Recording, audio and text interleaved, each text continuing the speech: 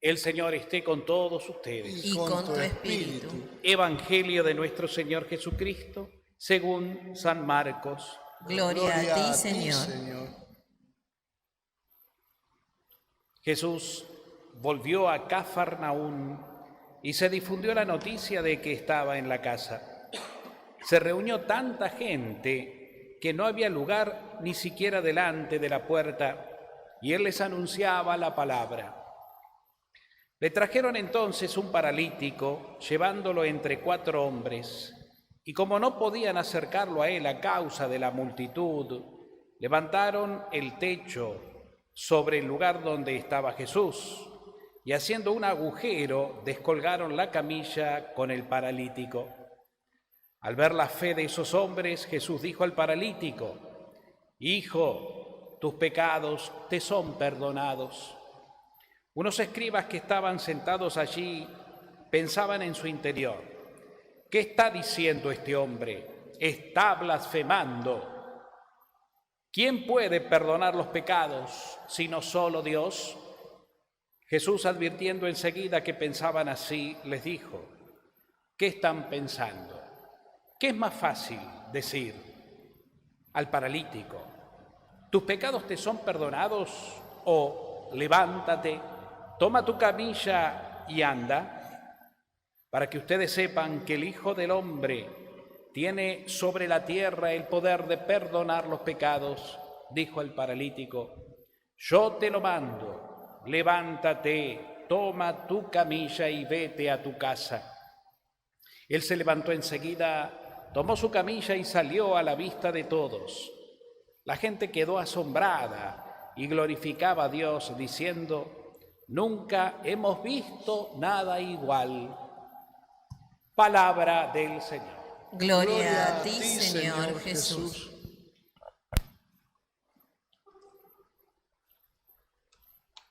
Bueno, muy queridos hermanos, como les decía, en estos días hemos comenzado este tiempo denominado en la liturgia tiempo durante el año. Un tiempo donde se nos invita a vivir un poco tomando nuestro papel de discípulos. Lo que significa es seguir a Jesús, estar al lado de Jesús. ¿Y qué sería eso? Bueno, dedicarle en nuestra vida, en nuestro corazón, en nuestro tiempo material, no solo el tiempo interior, el tiempo material, ese espacio necesario para encontrarnos con Él, para contemplar la vida del Señor, para imitar las enseñanzas del Señor, sobre todo sabiendo que Él oraba, y fue una de las cosas esenciales que enseñó e insistió a sus discípulos: recen, oren, así no van a caer en la tentación, oren, porque mi Padre los escucha, pidan y se les dará, busquen y encontrarán, llamen y se les abrirá. Mi Padre siempre los escucha, siempre está trabajando mi Padre en el favor de ustedes. No dejen de recurrir a Él, noche y día. Y pondrá un montón de ejemplos relacionados con la oración. Hasta les enseñará, como a nosotros, porque así nos llegó también, el Padre Nuestro, que es un poco el modelo esencial, ¿no?, y central de la oración, donde además de ser una oración que brota de la enseñanza y de los labios del mismísimo Jesús hacia el Padre, nos enseña a decirle a Dios: papá, Padre, con todo lo que significa el vínculo, ¿no?, filial. Es mi Padre, así me lo dijo Jesús. Y nos dirá en otra oportunidad: de aquí en adelante ya no los llamo amigos, ya no los llamo siervos, los llamo amigos. Y mi Padre a partir de ahora es el Padre de ustedes. Pueden decirle con toda propiedad Abba, que significa papito, en una cercanía así afectiva, filial, es decir, Él es mi Padre, yo soy su hijo. En fin, esa es una de las grandes cosas esenciales y primarias, fundamentales, que nos ha enseñado el Señor y nos sigue enseñando y nos insiste: recen, recemos. Pero también ha enseñado otras tantas cosas. La palabra del Señor, que llegaba al corazón de la gente, y la gente que lo seguía se sentía realmente así conmovida. Este sí enseña distinto, no enseña así una palabra muerta, una palabra legal, una palabra llena de estructuras que lo único que hace es oprimir. Al contrario, Él tiene palabras de vida eterna que llenaban el corazón de esperanza, de alegría a la gente, que conmovían y sobre todo convertían. Y esto hacía que su palabra se extendiera y sus discípulos, sus seguidores fueran más cada día. Y además, como también les decía ayer, la palabra que anuncia Jesús va acompañada de signos. ¿Qué son los signos? Los milagros, que como también les decía, no son para Jesús un acto demagógico. Aquí estoy yo, mírenme, tengo poder, yo soy Dios. No. Los milagros son signos que representan o que manifiestan que Jesús es la respuesta de Dios al hombre que sufre enfermedades, que sufre opresiones, que sufre angustias, que sufre pérdidas. Jesús viene a responder desde Dios con la vida, y la vida con mayúscula, a resucitar, a liberar, a sanar, a resurgir al hombre. Y hoy nos encontramos con eso, pero antes, fíjense ustedes, la primera lectura que venimos leyendo estos días, que está tomada de la carta a los Hebreos. Ayer hablaba, la carta a los Hebreos, el autor hacía referencia al pueblo de Israel y le hablaba a los hebreos, ¿no? A través de la carta. Piensen que esta carta está escrita, obviamente es Nuevo Testamento, es una carta escrita después de Jesús, a pueblos o a una comunidad hebrea convertida, cristiana. Entonces, el autor sagrado le habla y en primer lugar lo que les dice, miren, no hagan como los antepasados, como los padres de ustedes, estos judíos del Antiguo Testamento que muchas veces renegaron de Dios porque tuvieron realmente amnesia, es decir, se olvidaron de lo que Dios hizo por ellos, se olvidaron de la liberación que Dios les otorgó cuando estaban esclavizados. Se olvidaron de que los acompañó durante 40 años por el desierto y les dio una tierra nueva, la tierra de promisión. Les regaló una tierra que les es propia. Se olvidaron y por eso varias veces fueron infieles a Dios, por eso varias veces despotricaron contra Dios, por eso hasta se burlaron de Dios, fabricándose falsos ídolos y adorando divinidades falsas, idolatría. No hagan lo mismo ustedes, les dice. Y partiendo de ahí, justamente, continúa el capítulo 4 de esta carta, donde hoy va más a lo profundo el autor sagrado, ¿no? Y les dice, miren, en ustedes el Señor va a concluir la obra que comenzó a través de Jesucristo. Y les habla del descanso de Dios, les pone el ejemplo de lo que significó un poco el relato del Génesis. Dice el relato del Génesis que Dios, después de 6 días de crear y trabajar en la creación, el 7º día descansó. ¿Qué significaría el descanso de Dios? ¿No? Que el autor trata de explicar también este famoso reposo de Dios. No significa que Dios se cansó. Es una forma antropomórfica, es decir, de forma humana de presentar a Dios trabajador que después descansa.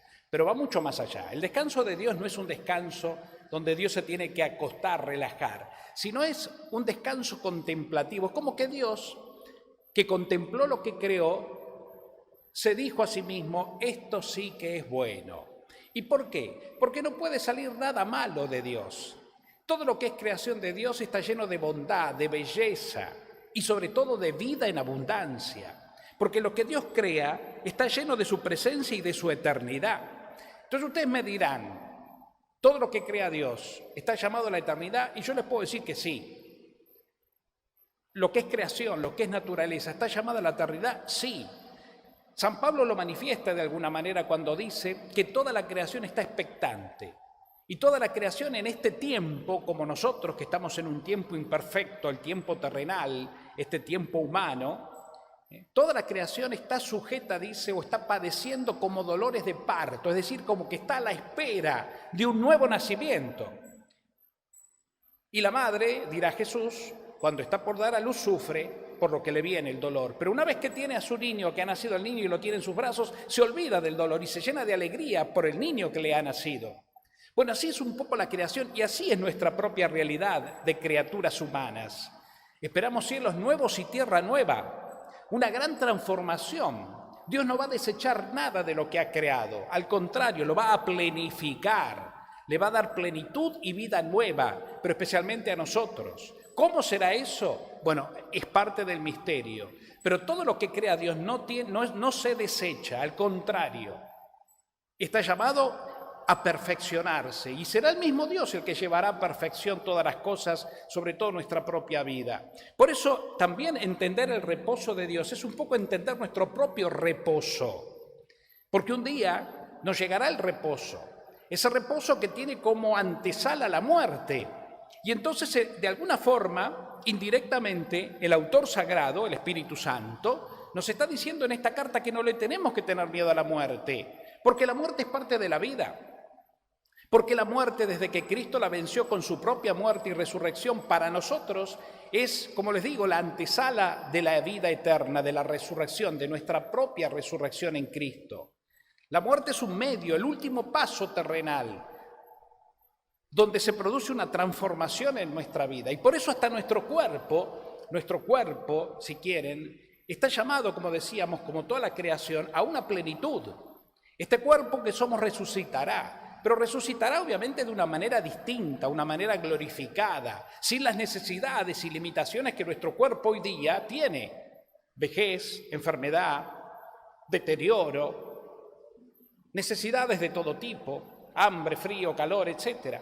Todas esas cosas desaparecerán, porque cuando se produzca la resurrección final y nuestros cuerpos sean, ¿no?, resucitados para la gloria de Dios, pasarán a ser cuerpos glorificados. Es decir, llenos de perfección. Mientras tanto, el alma que no muere, cuando se produce la muerte terrenal, es la que asciende a la gloria de Dios y forma parte de la comunión de los santos. Pero nuestros cuerpos también llegará un día en que surgirán de una manera nueva. Tal vez no esta carne, pero sí nuestra realidad, nuestra identidad.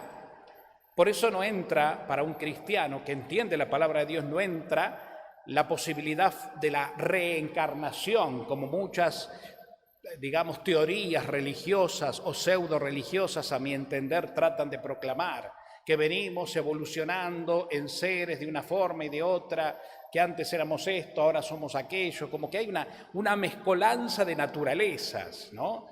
La naturaleza animal, que ayer era un perrito, hoy es un hombre porque evolucionó, y mañana, si nos portamos bien en esta vida, evolucionaremos y podemos llegar a ser no sé qué, príncipes.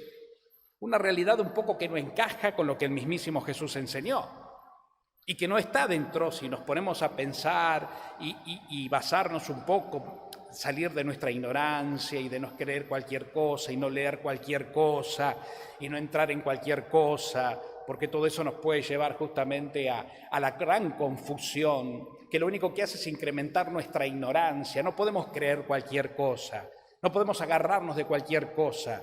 Y muchas veces no solo la ignorancia, sino la desesperación ante situaciones límites de la vida, enfermedades, muertes y demás, nos llevan a que corrientes que no son verdaderas nos arrastren, y la desesperación hace que uno se entregue cuando uno no está bien plantado en la verdadera fe, cuando uno no está bien sustentado y formado. Por eso es la importancia de la formación, es decir, de buscar aprender, no quedarnos simplemente con una teoría o quedarnos con una idea que es buena, pero esa idea tiene que ser desarrollada también. El que ama a Dios trata de conocerlo más.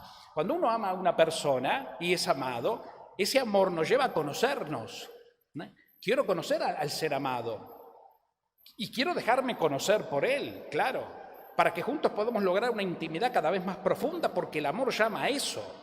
Bueno, lo mismo sucede con Dios. Si lo amás, tenés que conocerlo, deseas conocerlo. Y hay muchas maneras. La oración es una, porque en la contemplación Dios mismo nos asiste con el don de la sabiduría y el entendimiento espiritual, y Él mismo nos va abriendo la mente y dando la capacidad de conocerlo. Él se nos va revelando más y más cada día, pero también el poder de pronto leer un buen libro de espiritualidad, de pronto leer alguna encíclica o alguna carta del Papa, Hay tanto. Miren, la Iglesia en 2000 años y pico de historia que tiene un caudal inmenso a través de grandes doctores de la Iglesia, de grandes padres, de grandes maestros espirituales. Tiene un montón de material, si quieren, que está a nuestro alcance hoy más que nunca a través de Internet. Uno pone simplemente lo que quiere leer, aprieta un botón y aparece. Ya ni siquiera tiene que ir a comprar un libro o esperar que te lo presten. Todo es cuestión, ¿qué quiero decir con todo esto? Todo es cuestión de querer crecer en lo que tenemos que crecer. Y también en eso es bueno, ¿por qué no?, administrar nuestros tiempos. Es decir, si yo tengo tanto tiempo a veces para ver la tele, series, noticieros, películas, etcétera, que no digo que esté mal, uno tiene derecho a entretenerse, leer el diario, leer una revista, y eso lleva su tiempo, y no digo que esté mal, uno tiene que informarse. Pero a veces sí tenemos tanto tiempo para eso, ¿por qué no tenemos tiempo o no nos hacemos el tiempo para profundizar en nuestros conocimientos que nos ayudan justamente a penetrar en el misterio de Dios y que enriquecen nuestra fe, que es un don, pero que hay que cultivar? Entonces, bueno, de esto se trata un poco. Pero volviendo al reposo del cual habla el texto de hoy de Hebreos, un poco se nos está llamando a esto, a no tener miedo, a que un día el Señor nos llevará a descansar en Él, al reposo de Dios, donde nuestra vida realmente recibirá la recompensa y el descanso. Por eso, cuando nosotros rezamos un responso ante los restos de un ser querido que ha fallecido, solemos decir, como oración: Señor, dale el descanso eterno y que brille para él la luz que no tiene fin. Que el alma de nuestros seres queridos, por la misericordia de Dios, descansen en paz, ¿no? O suele haber en los sepulcros la frasecita famosa, que en paz descanse. Sí, no es una mala noticia, al contrario, paz, descanso, eternidad. 3 realidades que son parte del reposo de Dios, donde Dios contempla lo que ha hecho, que somos nosotros, y nos recibe a descansar en Él en la eternidad. Vengan a mí, benditos de mi Padre, dice Jesús. Vengan a mí, vengan a gozar conmigo de la vida nueva. Vengan, no estén dormidos como las vírgenes necias o las doncellas necias que Jesús puso en la parábola del novio. Estén despiertos y con las lámparas encendidas, es decir, la lámpara de la fe, de la esperanza y sobre todo de la caridad. Porque también tiene mucho que ver, para entrar en el reposo de Dios, la vida en caridad que llevamos adelante.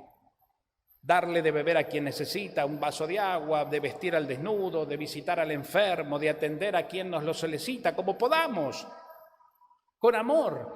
Y miren que cuando les digo esto, me animo yo a decir más todavía. No siempre, hermanos, uno atiende al necesitado con ese entusiasmo y esa alegría que quisiera. Porque a veces pasa, nos tocan timbre, nos piden algo y a veces uno está con cosas y hasta fastidiado. Pero lo importante es hacerlo, más allá de lo que mi realidad psicológica o física me diga. Estoy con muchas cosas. Es mi rato de descanso, el único rato que tengo, lo que fuere. Y me tocan timbre o vienen y ahora los tengo que atender. Y sí, tal vez no lo haga por ellos, pero lo haga por Jesucristo que está en ellos. Y lo hago por vos, Señor. Y voy con cierto, bueno, ¿qué necesitas? Y a veces no con la alegría y con el amor que debería en cuanto a la forma, pero voy igual. ¿Por qué? Por Jesucristo que está en ellos.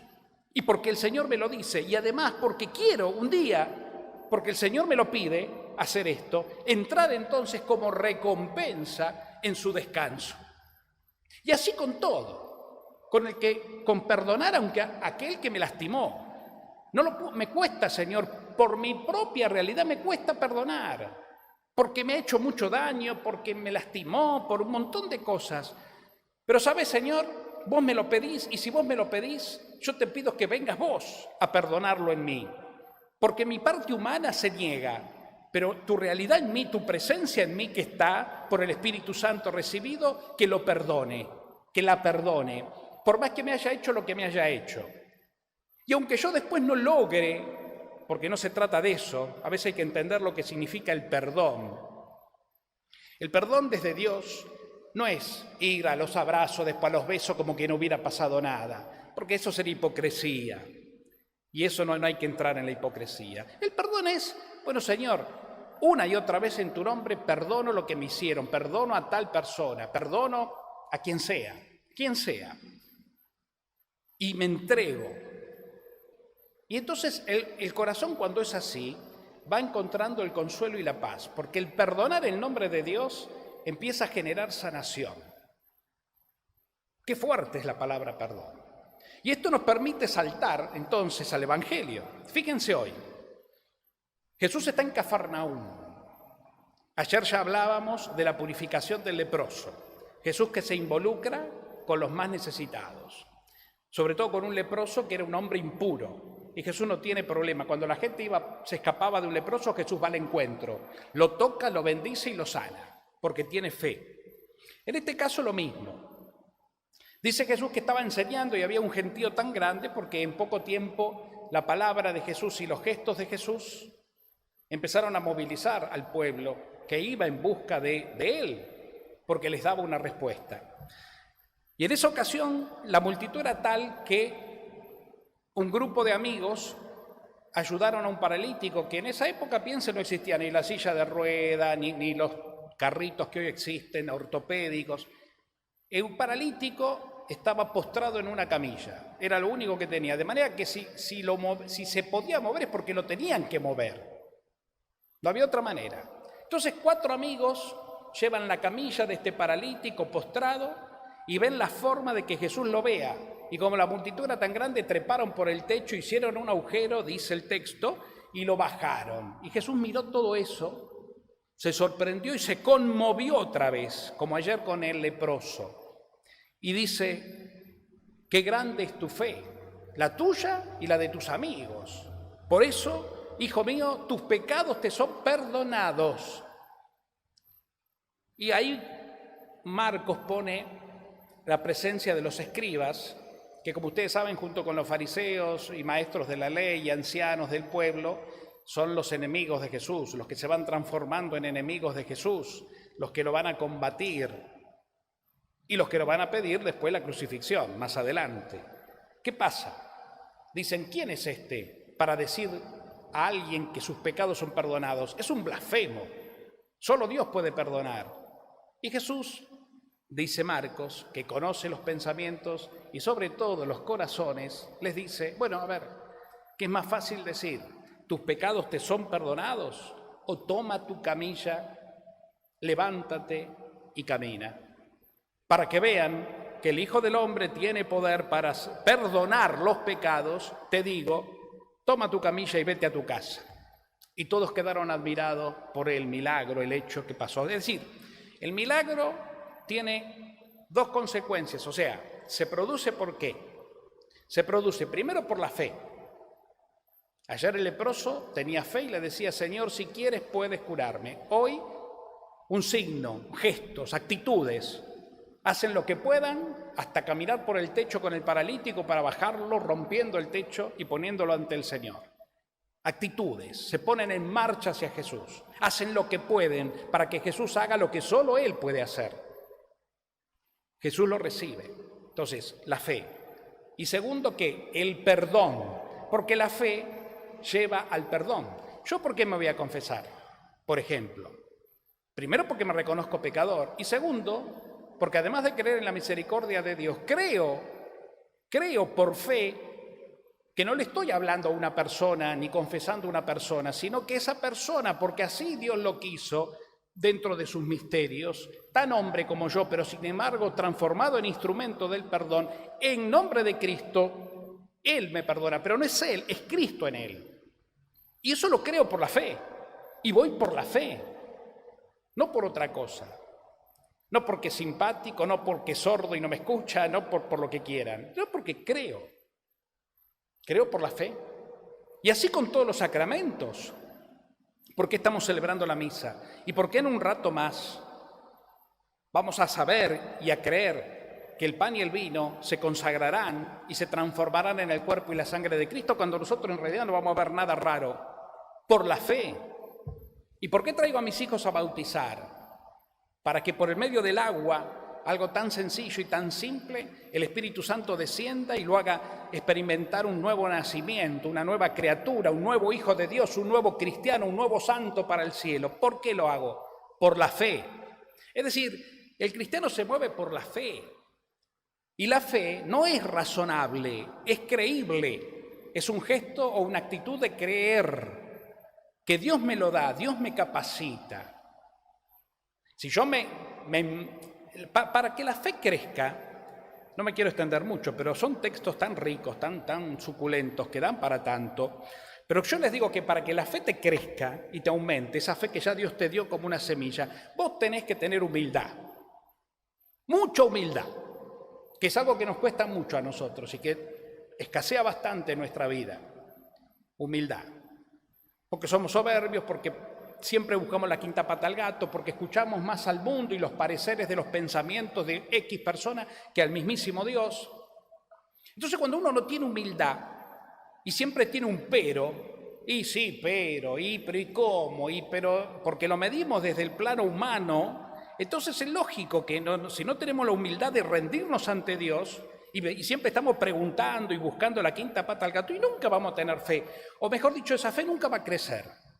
La fe está, pero no crece. O si estamos con eso, ¿no? Y tengo poca fe, y no, ¿y qué me va a escuchar Dios? ¿No? Y nos damos por vencidos, tampoco. Entonces, la fe crece con la humildad. Señor, si tú quieres, puedes hacerlo. La fe de la humildad de estos tipos, que caminaron por el techo, sabe Dios cómo, y abrieron un agujero para bajar con sogas ante el Señor a su amigo paralítico. La fe. No preguntaron, creyeron.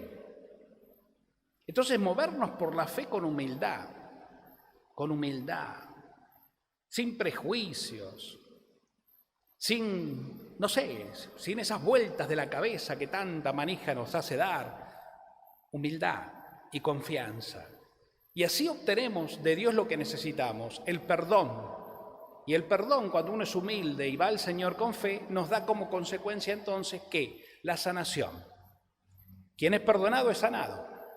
No sé si de mi achaque físico, no lo sé, pero sí de la herida más profunda que peor me hace, que es la del corazón. Esa herida del alma que no me deja en paz, que me genera resentimientos, broncas, odios, rencores y todo lo que quieran. Eso que no me deja en paz. El Señor te va a sanar de ahí. Cuando uno con humildad y con fe va al encuentro del Señor y le pide perdón. Señor, mi cabeza a veces es dura, mi corazón está también a veces endurecido. Yo te pido perdón. Y yo te pido que si vos querés podés sanarme una y otra vez, las veces que haga falta. A veces una vez no alcanza. El Señor es a veces como que se hace esperar. Pero si sos perseverante en el pedido, en la humildad, en ir a sus pies una y otra vez, el Señor te va a sanar. Porque el proceso de conversión, y ya termino con esta idea, el proceso de conversión es un proceso. Nosotros vemos, el Evangelio nos presenta situaciones muy rápidas, porque el Evangelio no puede explicarlo todo. El Evangelio da pautas. Acuérdense que no son historias concretas, sino son teologías narradas. Entonces el Evangelio no puede explicar todo. Pero sí podemos entender que la conversión es un proceso que uno tiene que llevar adelante decidiendo elegir a Dios, consciente de que Dios me eligió primero. Y en el camino de la conversión, que es la vida espiritual, el Señor está obrando en mí. Y por eso persevero, aunque a veces me caiga, aunque a veces me canse, aunque a veces sigo. Me levanto y continúo porque el Señor me agarra una y otra vez. ¿Ustedes creen que la vida de los apóstoles fue una vida que cuando encontraron a Jesús enseguida, ¡paf!, ya está? No. Leer los evangelios es entender que a ellos les costó descubrir al Señor. De hecho, no lo descubrieron hasta Pentecostés. Y cuando Jesús murió se sintieron fracasados, se sintieron desilusionados, se sintieron defraudados y se escaparon porque tenían miedo. Y aunque Jesús se les aparecía, ¿no?, como un gesto de que realmente está resucitado, aún así todavía dudaban. ¿Cuándo ellos experimentan la gran conversión para convertirse en verdaderos apóstoles? En Pentecostés, cuando reciben el Espíritu Santo. Y así la comunidad es más firme, fíjense, y más fructífera que lo que eran los apóstoles hasta Pentecostés. Hasta Pentecostés había una gran incertidumbre, aunque ya Cristo había resucitado. Entonces, Pablo, el relato de Hechos de los Apóstoles de la conversión de Pablo es un relato que marca pautas. O sea, Pablo va camino a Damasco siendo Saulo, se encuentra con Jesucristo y queda ciego, ¿se acuerdan? Porque Jesucristo le dice, en esa luz que lo deslumbra, ¿por qué me persigues? Y se produce todo un proceso. Desde que he llevado con Ananías, ese discípulo en Damasco, que lo recibe, que le impone las manos, y todo un proceso donde Pablo empieza a ver, y ese ver no significa que recuperó la vista, sino significa que empieza a recibir la luz del Espíritu, que lo va transformando, que lo va iluminando, que lo va convirtiendo. Y eso no es un día, 2, 3, es un tiempo. Con esto lo que quiero decir, hermanos, que nuestra conversión, nuestra vida interior, nuestras grandes purificaciones, sanaciones, es todo un proceso de amor que Dios ya empezó y que nosotros tenemos que poner de nuestra parte la fe que tiene que ir revestida de humildad y perseverancia, y nada más, ni nada menos, para que el Señor logre en nosotros lo que Él está logrando.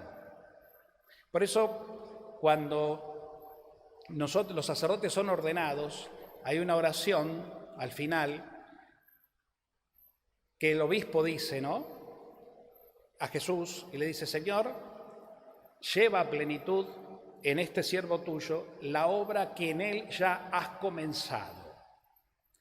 Y eso es una oración para todos. El Señor ya comenzó en nosotros una obra que la va a llevar a plenitud durante todos los días de nuestra vida y hasta el fin de nuestra existencia terrenal. De eso se trata. Por eso no hay que desesperar. No hay que desesperar. Y como diría Santa Teresa, la paciencia todo la alcanza. Quien a Dios tiene, nada le falta, solo Dios basta. Que María, maestra de perseverancia en la fe, nos ayude, nos enseñe y nos guíe en este camino. Que así sea.